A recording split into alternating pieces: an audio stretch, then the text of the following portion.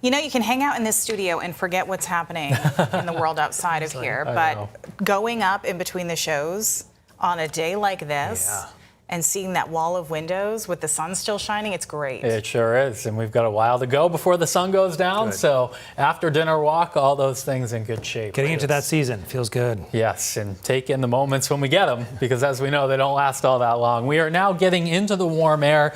There's a warm front kind of splitting the state, so it's not quite as warm in the northern half of the state yet.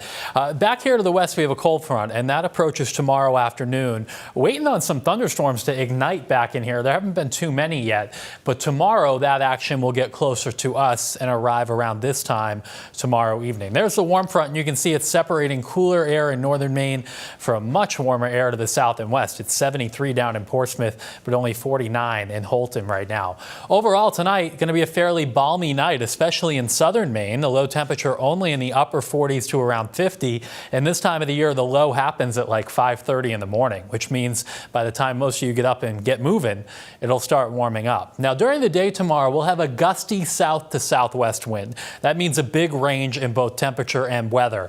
On parts of the mid-coast and down east where that flow comes in off the ocean, can be a little extra cloud cover and will stay in the upper 50s to near 60.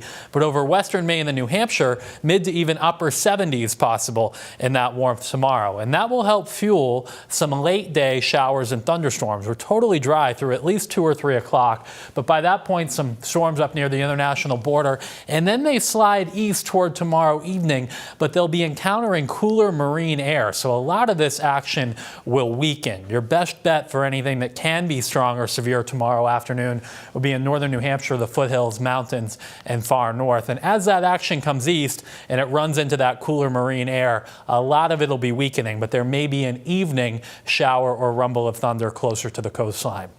Now tomorrow night, this front never really comes through. So on Wednesday, it's still sitting over us. And that'll mean showers in the mountains and up north kind of off and on Wednesday.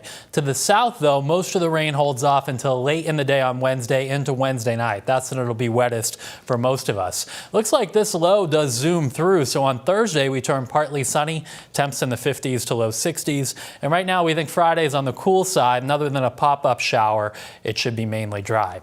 You add up all the rain through the week, and the mountains have the best bet of picking up 2 inches or more of rain. The least is expected at the coastline. Big reason for that, we don't expect a whole lot that comes through tomorrow. Seas tomorrow 5 to 8 feet. Gale watch is up on the water as the wind keeps picking up. So big range in temperature tomorrow. If you're in western Maine, central Maine, you get well into the 70s with a chance for an afternoon thunderstorm. Along the coastline, a lot of that action weekends. Showers up north during the day on Wednesday. Most of us get rain late Wednesday night. And then it's a little cooler heading into the weekend, and while there are raindrops on there will be dry times. Sunday afternoon could show some promise. May get into the 60s Mother's Day afternoon. Yes. Be nice. All right. Yeah. You deserve it. Yeah. Thanks. All right. Thanks, Ryan. You're welcome.